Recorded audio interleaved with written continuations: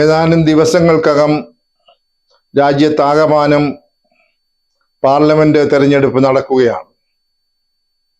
കേരളത്തെ സംബന്ധിച്ചിടത്തോളം താരതമ്യേന ഒരു ചെറിയ സംസ്ഥാനം എന്ന രീതിയിൽ 20 സീറ്റുകൾ മാത്രമേ ഉള്ളൂ.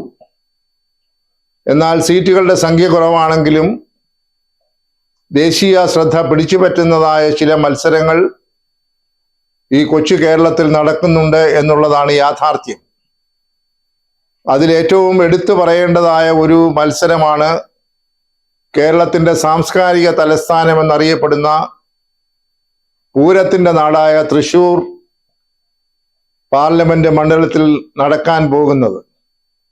ആ മണ്ഡലത്തെ ഇതിനോടകം തന്നെ ഒരു സ്റ്റാർ മണ്ഡലം എന്ന് അടയാളപ്പെടുത്തി കഴിഞ്ഞു. കാരണം അവിടെ BJPയുടെ സ്ഥാനാർത്ഥിയായി മത്സരിക്കുന്നത് മലയാളത്തിലെ അറിയപ്പെടുന്ന മുൻനിര നടന്മാരിൽ ഒരാളായ ശ്രീമാൻ സുരേഷ് ഗോപിയാണ്. അതുകൊണ്ട് തന്നെ ആ മണ്ഡലത്തിന് ഒരു നായക പരിവേഷം ലഭിച്ചു കഴിഞ്ഞു. എന്നാൽ അവിടെ അദ്ദേഹത്തെ നേരിടുന്ന സ്ഥാനാർത്ഥികളും ഒട്ടും രാഷ്ട്രീയമായി ചെറുതായി കാണേണ്ടവരല്ല. അവിടുത്തെ സ്ഥാനാർത്ഥി നിർണയം ഒരർത്ഥത്തിൽ പറഞ്ഞാൽ BJPയെ സംബന്ധിച്ചിടത്തോളം മാസങ്ങൾക്ക് മുൻപേ അനൗദ്യോഗികമായി നടത്തിയതാണ്. തെരഞ്ഞെടുപ്പിനെ സംബന്ധിച്ച് ഔദ്യോഗികമായ ഒരു അറിയിപ്പും വരുന്നതിന് മുൻപ് തന്നെ സുരേഷ് ഗോപിയാണ് അവിടെ BJPയുടെ സ്ഥാനാർത്ഥി എന്ന് പരക്കെ അറിയപ്പെടത്തക്ക രീതിയിൽ അദ്ദേഹം പരസ്യമായും രഹസ്യമായും ഒക്കെ പ്രചാരണം ആരംഭിച്ചിരുന്നു. ചിലയിടത്തൊക്കെ ഒരു പടികൂടെ കടന്ന് ചുവരെഴുത്തുകൾ പോലും ആരംഭിച്ചതായിട്ടാണ് നേരത്തെ കിട്ടിയിരുന്നതായ റിപ്പോർട്ടുകൾ. അതിനൊരു പ്രധാനമായ കാരണമുള്ളത് കഴിഞ്ഞ പ്രാവശ്യം അദ്ദേഹം വലിയ പ്രതീക്ഷയോടുകൂടിയാണ് 2019 തെരഞ്ഞെടുപ്പിൽ ആദ്യമായി അദ്ദേഹം മത്സര രംഗത്ത് ഭാരതീയ ജനതാ പാർട്ടിയുടെ സ്ഥാനാർത്ഥിയായി രംഗത്തിറങ്ങിയത്. അദ്ദേഹം സിനിമാ രംഗത്ത് വളരെ ഏറെ പ്രതിഷ്ഠ നേടിയ ഒരു നടനാണ്. അദ്ദേഹം രാഷ്ട്രീയത്തിലേക്ക് പ്രവേശിക്കും എന്ന് ആ കാലഘട്ടങ്ങളിലൊന്നും ആരും കരുതിയിരുന്നതല്ല.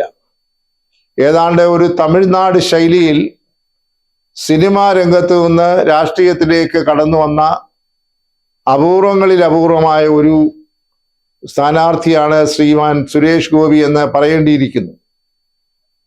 അദ്ദേഹത്തിന്റെ താരപരിവേഷം അദ്ദേഹത്തിന് രാഷ്ട്രീയ തെരഞ്ഞെടുപ്പിൽ ഗുണം ചെയ്യും എന്ന പ്രതീക്ഷയോടുകൂടിയാണ് 2019 അദ്ദേഹം തൃശൂർ മണ്ഡലത്തിൽ തന്നെ സ്ഥാനാർത്ഥിയായത്. അദ്ദേഹം തന്നെ ഉപയോഗിക്കുന്ന ഒരു ഹാഷ്ടാഗ് ഉണ്ട്, തൃശൂർ ഞാനിഞ്ഞെടുക്കുവാണ്. ആ ഹാഷ്ടാഗ് വളരെ വ്യാപകമായി പ്രചരിപ്പിക്കുകയും അതിൻ്റെ പേരിൽ സൈബർ പോരാളികൾ ധാരാളം ട്രോളുകൾ നിരത്തുകയും ചെയ്തതാണ്. എന്തായാലും അദ്ദേഹം ഇപ്പോൾ അത് ആവർത്തിക്കുന്നില്ല. എങ്കിലും അദ്ദേഹത്തിന്റെ പ്രവർത്തനം കൊണ്ട് തൃശ്ശൂർ അദ്ദേഹം ഏത് വിധേനയും ഇപ്രാവശ്യം എടുക്കും എന്നുള്ള ദൃഢപ്രതിജ്ഞയോടുകൂടി രംഗത്തിറങ്ങിയിരിക്കുകയാണ്. എല്ലാവരെയും അത്ഭുതപ്പെടുത്തുന്ന രീതിയിലാണ് അദ്ദേഹത്തിന്റെ പ്രചാരണത്തിന്റെ തുടക്കം തന്നെ. കേരളത്തിന്റെ ചരിത്രത്തിൽ, ഒരുപക്ഷെ ഇന്ത്യയുടെ ചരിത്രത്തിൽ തന്നെ ഒരു പ്രധാനമന്ത്രി വളരെ അടുത്ത ഇടവേളകളിൽ 3 പ്രാവശ്യം തൃശൂർ മണ്ഡലത്തും അതിൻ്റെ പരിസരത്തുമൊക്കെ സന്ദർശിച്ച് കാടിളക്കി പ്രചരണം നടത്തിയിട്ട് പോയിരിക്കുകയാണ്. തെരഞ്ഞെടുപ്പ് പ്രചരണം എന്ന പേരില്ലെങ്കിൽ പോലും BJPയുടെ വനിതാ സമ്മേളനം, റോഡ് ഷോ തുടങ്ങിയതായിട്ടുള്ള തെരഞ്ഞെടുപ്പുമായി ബന്ധപ്പെട്ട രീതിയിലുള്ള വലിയ കാടിളക്കമാണ് ശ്രീമാൻ നരേന്ദ്രമോദി 3 പ്രാവശ്യം എറണാകുളത്തും തൊട്ടടുത്ത തൃശ്ശൂരും നടത്തിയത്. അതിനിടയ്ക്ക് അദ്ദേഹം ക്ഷേത്ര സന്ദർശനം, അതുപോലെ തന്നെ പ്രത്യേകമായി അവിടുത്തെ പൗരപ്രമുഖരെയൊക്കെ കാണാനായിട്ടുള്ള ശ്രമങ്ങളൊക്കെ നടത്തിയത് നമ്മളെല്ലാവരും കണ്ടതാണ്. അതിൽ നിന്നൊക്കെ നാം വായിച്ചെടുക്കേണ്ടത് ഭാരതീയ ജനതാ പാർട്ടിയെ സംബന്ധിച്ചിടത്തോളം കേരളത്തിലെ 20 മണ്ഡലങ്ങളിൽ 1ാം സ്ഥാനത്ത് നിൽക്കുന്ന മണ്ഡലമാണ് തൃശ്ശൂർ എന്ന് തന്നെ പറയേണ്ടിയിരിക്കുന്നു. തൃശ്ശൂർ ഒരു പരാജയം അവർക്കിനിയും ഉൾക്കൊള്ളാൻ കഴിയുന്നതല്ല. അതുകൊണ്ട് എന്ത് വില കൊടുത്തും സുരേഷ് ഗോപിയെ ജയിപ്പിക്കണമെന്ന് ഭാരതീയ ജനതാ പാർട്ടിയും സുരേഷ് ഗോപി ജയിക്കണമെന്ന് സുരേഷ് ഗോപിയും പ്രതിജ്ഞ എടുത്തു കഴിഞ്ഞിരിക്കുന്നു. ആ മട്ടിൽ പ്രചരണം തുടങ്ങിക്കഴിഞ്ഞിരിക്കുന്നു. തൃശ്ശൂരിന്റെ സാമുദായിക രാഷ്ട്രീയ സമവാക്യങ്ങൾ നോക്കുമ്പോൾ തൃശ്ശൂരെ ഏറ്റവും നിർണായകമായ ഒരു വിഭാഗമാണ് അവിടുത്തെ ക്രൈസ്തവ വിഭാഗം. 23% ക്രൈസ്തവരുള്ളതായ തൃശ്ശൂർ മണ്ഡലത്തിൽ അവരുടെ സ്വാധീനം ഉറപ്പിക്കാനായി പല മാർഗങ്ങളും സുരേഷ് ഗോപി ഇതിനോടകം തന്നെ സ്വീകരിച്ചു കഴിഞ്ഞു. വളരെ കൗതുകകരമായ അദ്ദേഹത്തിന്റെ ഒരു പ്രവർത്തനമായിരുന്നു അവിടുത്തെ ഒരു ദേവാലയത്തിൽ, ക്രൈസ്തവ ദേവാലയത്തിലെ വിശുദ്ധ കന്യാമറിയാമിന്റെ രൂപത്തിന്മേൽ ഒരു സ്വർണ കിരീടം അദ്ദേഹം നേർച്ചയായി നൽകിയത്. അത് ഒരു തരത്തിൽ പറഞ്ഞാൽ പല വിധത്തിലുള്ള ആരോപണങ്ങൾക്കും പരിഹാസത്തിനുമൊക്കെ ഇടയാക്കിയെങ്കിലും അദ്ദേഹം അത് ആർജവത്തോടുകൂടി ആവർത്തിച്ചു പറഞ്ഞു, ഇതെന്റെ കുടുംബത്തിന്റെ നേർച്ചയാണ്, എൻ്റെ വിശ്വാസത്തിന്റെ അടയാളമാണ് എന്നൊക്കെ. അതിൻ്റെയൊക്കെ പിന്നിൽ നാം വായിച്ചെടുക്കേണ്ടത് നേരത്തെ സൂചിപ്പിച്ചതുപോലെ അവിടുത്തെ പ്രബലമായ ക്രൈസ്തവ സമൂഹത്തെ എങ്ങനെയും വരുതിയിലാക്കുക എന്നതാണ്. അവിടുത്തെ സഭാപിതാക്കന്മാരെയൊക്കെ ഒറ്റയ്ക്കും കൂട്ടായുമൊക്കെ ഇതിനോടകം തന്നെ പല ആവർത്തി സന്ദർശിച്ചു കഴിഞ്ഞു. അപ്പോൾ തൃശ്ശൂരിന്റെ സ്വഭാവം നന്നായി മനസ്സിലാക്കിയാണ് അദ്ദേഹം അവിടെ പ്രവർത്തനം നടത്തിക്കൊണ്ടിരിക്കുന്നത്. ആ സന്ദർഭത്തിലാണ് അദ്ദേഹത്തെ പോലും നല്ല ഒരളവും ഞെട്ടിപ്പിക്കതിരുത്ത രീതിയിൽ ഐക്യജനാധിപത്യ മുന്നണി ഇന്ത്യൻ നാഷണൽ കോൺഗ്രസിന്റെ സ്ഥാനാർത്ഥിയായി ശ്രീമാൻ കെ മുരളീധരനെ തൃശ്ശൂരേക്ക് നിയോഗിച്ചത്. അതോടുകൂടി തൃശ്ശൂർ മണ്ഡലം ആകെ ഇളകി മറിഞ്ഞിരിക്കുകയാണ്. ശ്രീമാൻ കെ മുരളീധരനെ സംബന്ധിച്ചിടത്തോളം അദ്ദേഹത്തിന്റെ ജന്മനാടാണ്, അദ്ദേഹത്തിന്റെ തട്ടകമാണ്. അദ്ദേഹത്തിന്റെ പിതാവ് യശശരീരനായ കേരള രാഷ്ട്രീയത്തിലല്ല, ദേശീയ രാഷ്ട്രീയത്തിൽ തന്നെ അടയാളപ്പെടുത്തപ്പെട്ട ശ്രീമാൻ കെ കരുണാകരൻ അന്ത്യവിശ്രമം കൊള്ളുന്ന നാടാണ് തൃശ്ശൂർ. അവിടെ കളിച്ചു വളർന്ന് വലുതായ മനുഷ്യനാണ് ശ്രീമാൻ കെ മുരളീധരൻ, അദ്ദേഹത്തിന്റെ ഏക പുത്രൻ. അദ്ദേഹത്തിന് തൃശ്ശൂർ ആരെയും പരിചയപ്പെടുത്തേണ്ട ആവശ്യമില്ല. ക്രൈസ്തവ സമുദായത്തെയോ ഹൈന്ദവ സമൂഹത്തെയോ മുസ്ലിം സമൂഹത്തെയോ കെ മുരളീധരന് ഞാൻ ആരാണ് എന്ന് പറഞ്ഞ് പ്രചരണം നടത്തേണ്ട ആവശ്യമില്ല. അവരുടെയൊക്കെ മനസ്സിൽ തറഞ്ഞു കിടക്കുന്ന ഒരു കുടുംബമാണ് ശ്രീമാൻ കെ കരുണാകരന്റെ കുടുംബം. കെ മുരളീധരന്റെ അച്ഛനും അമ്മയും അന്ത്യവിശ്രമം കൊള്ളുന്ന മുരളി മന്ദിരത്തിന്റെ ആ ശവകുടീരത്തിൽ നിന്നാണ് ശ്രീമാൻ കെ മുരളീധരൻ തന്റെ പ്രവർത്തനം, ഈ പറഞ്ഞ തെരഞ്ഞെടുപ്പ് പ്രവർത്തനം ആരംഭിച്ചിരിക്കുന്നു.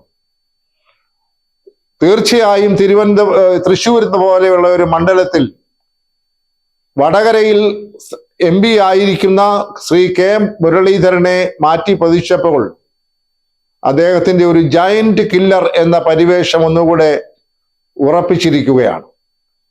എവിടെയെങ്കിലും ഒരു പ്രതിസന്ധി വന്നാൽ പ്രതിയോഗിയോട് ഏറ്റുമുട്ടി വിജയിക്കുവാൻ പ്രാപ്തിയുള്ള ഒരു നേതാവ് എന്ന രീതിയിൽ കെ മുരളീധരൻ ഇതിനോടകം തന്നെ കോൺഗ്രസ് പാർട്ടിയിൽ അടയാളം ഉറപ്പിച്ചു കഴിഞ്ഞു.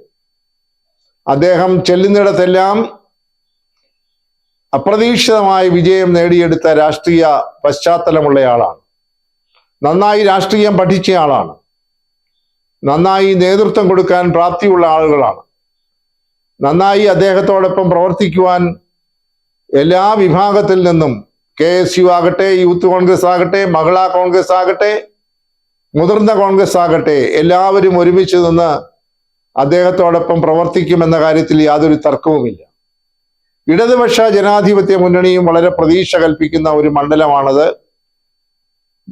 CPIക്ക് കൊടുത്തിരിക്കുന്ന 4 സീറ്റുകളിൽ ഒരു സീറ്റാണ് തൃശ്ശൂർ അവിടെ മത്സരിക്കുന്നത്. മുൻ മന്ത്രിയായ ശ്രീ VS സുനിൽകുമാറാണ്. VS സുനിൽകുമാറിനെ സംബന്ധിച്ചിടത്തോളം അദ്ദേഹം രാഷ്ട്രീയത്തിൽ CPIയുടെ വിദ്യാർത്ഥി വിഭാഗമായ AISF മുതൽ അവരുടെ യുവജന വിഭാഗമായ AIYF അങ്ങനെയുള്ള ആ മേഖലകളിലൊക്കെ പ്രവർത്തിച്ച് വളർന്നു വന്ന നല്ല ഒരു രാഷ്ട്രീയ നേതാവും സാമാന്യം ഭേദപ്പെട്ട ഒരു ഭരണതന്ത്രജ്ഞനുമാണ്. അദ്ദേഹത്തെ സംബന്ധിച്ച് നിഷേധാത്മകമായി ഒന്നും തന്നെ ആർക്കും പറയാനില്ല. അദ്ദേഹം മന്ത്രിയായിരുന്ന കാലത്ത് അദ്ദേഹത്തിന് ആവുന്നത്ര കാര്യങ്ങൾ കൃഷി മന്ത്രി എന്ന രീതിയിൽ പ്രവർത്തിച്ചു. അദ്ദേഹം ഒരു ജനസൗഹൃദം എപ്പോഴും പുലർത്തുന്നയാളാണ്, ഒരു ജനകീയനാണ്.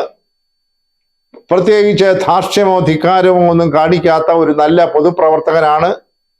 അങ്ങനെയുള്ള ഒരു പ്രതിച്ഛായ അദ്ദേഹത്തിനുണ്ട് എന്ന കാര്യം നാം കാണാതെ പോകരുത്. CPIയെ സംബന്ധിച്ചിടത്തോളം ഒരളവിൽ പറഞ്ഞാൽ അവരുടെ ഒരു അഭിമാന പ്രശ്നം കൂടിയാണ് തൃശൂർ മണ്ഡലം.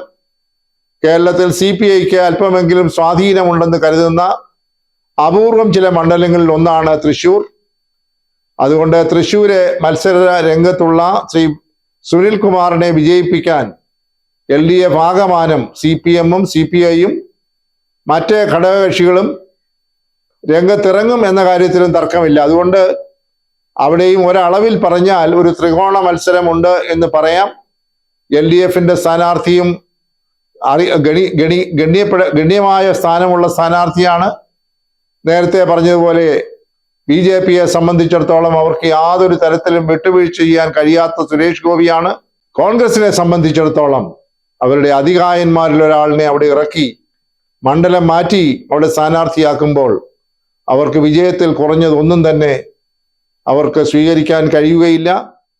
അതുകൊണ്ട് വരും ദിവസങ്ങളിൽ നാടൻ ഭാഷയിൽ പറഞ്ഞാൽ ഒരു തീ പാറുന്ന മത്സരമാണ് തൃശൂർ മണ്ഡലത്തിൽ നടക്കാൻ പോകുന്നത്. വളരെ വളരെ ആവേശത്തോടു കൂടിയാണ് മൂന്ന് മുന്നണികളും അവിടെ പ്രവർത്തിക്കുന്നത്. ഏറ്റവും ഒടുവിൽ കിട്ടിയ വാർത്തയനുസരിച്ച് ഇന്ത്യൻ പ്രധാനമന്ത്രി വീണ്ടും ഇതാ പാലക്കാടും പത്തനംതിട്ടയും താമസിയാതെ സന്ദർശിക്കാൻ പോകുന്നു. അതിൽ നിന്ന് തന്നെ മനസ്സിലാക്കണം ഭാരതീയ ജനതാ പാർട്ടി കേരളത്തിൽ ഒരു അക്കൗണ്ട് തുറക്കാൻ പെടുന്ന പെടാപ്പാട് എത്ര വലുതാണ്. എന്തായാലും വരും ദിവസങ്ങളിൽ ഈ പ്രചരണത്തിന്റെ ചൂടും ചൂരും ഏത് നിലയിൽ ജനങ്ങളെ സ്വാധീനിക്കും, പൊതുസമൂഹത്തെ സ്വാധീനിക്കുമെന്ന് കാത്തിരുന്ന് കാണേണ്ടിയിരിക്കുന്നു.